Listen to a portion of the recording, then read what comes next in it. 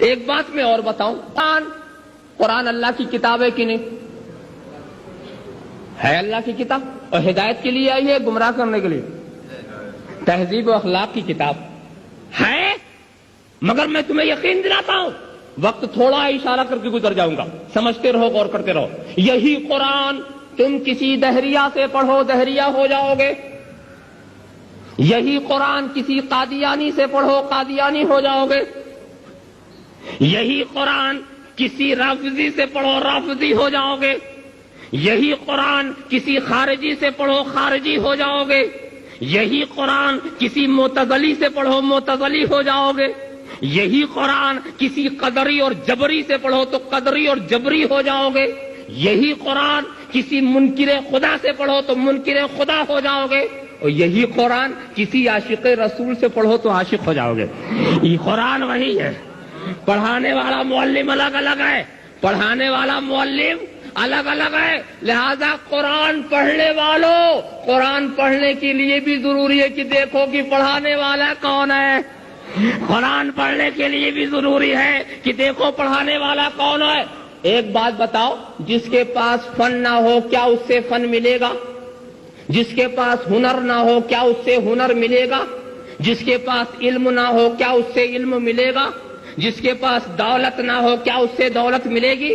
ایک فقیر کے گھر میں چور چلا گیا رات کو، جب چور چلا گیا خوب تلاشی شروع کی تو درویش کی آنکھ کھل گئی، اور آنکھ کھل کر کھلی تو کہتا ہے بھائی یہاں مجھے دن میں کچھ نہیں ملتا، تجھے رات میں کیا ملے گا؟ ارے جب دولت ہے ہی نہیں تو ملے گا کیا؟ دولت معلوم ہے جس کے گھر میں جو ہو وہی ملے گا نا۔ تو جب تمہاری عقلوں کا یہ فیصلہ ہے جہاں علم نہیں وہاں سے علم نہیں مل سکتا، جہاں دولت نہیں وہاں سے دولت نہیں مل سکتی، جہاں ہنر نہیں وہاں سے ہنر نہیں مل سکتا، جہاں سے فن نہیں وہاں سے فن نہیں مل سکتا، تو یہ بھی تمہیں فیصلہ کرنا چاہیے جس کے پاس دین نہیں اس سے دین نہیں مل سکتا۔ جب ہائی نہیں تو دے گا کہاں سے؟ اللہم صلی علی سیدنا مولانا محمد وعلی آل سیدنا مولانا محمد کما تحب و ترغب ان تصلی علیہ۔ اور ایک دوسری بات بھی تیزی سے میں کہہ دوں، 10 سال میں نے اپنے مدرسے میں فلسفے کی کتابیں پڑھی ہیں، 10 سال۔ مولانا احمد رضا سے پوچھو کہ فلسفے میں کیا ہوتا ہے؟ کفر ہی کفر ہے، شرک ہی شرک ہے، زندیقی ہی زندیقی ہے، الہاد ہی الہاد ہے، کہیں ارسطو کے خرافات ہیں، کہیں افلاطون کے نظریات ہیں، کہیں سقراط و بقراط کی باتیں ہیں۔ تو دیکھو کتاب کفر والی تھی، کتاب کفر والی تھی، کتاب زندیقوں کی تھی، کتاب غیروں کی تھی، مگر پڑھانے والا ہمارا تھا۔ کتاب دوسروں کی تھی مگر پڑھانے والا ہمارا تھا۔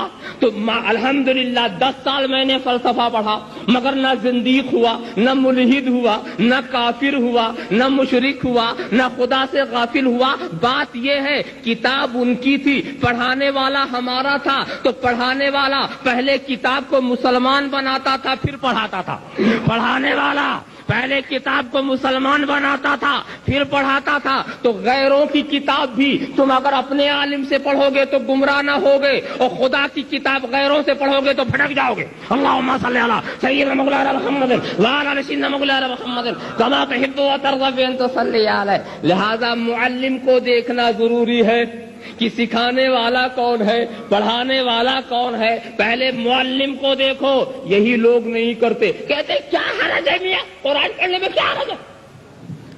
ارے بھائی گمراہوں کے جلسے میں مت جاؤ، ارے جانے میں کیا حرج ہے، سننے میں کیا حرج ہے؟ ارے جو اچھی بات ہے لے لیں گے، جو بری بات ہے چھوڑ دیں گے۔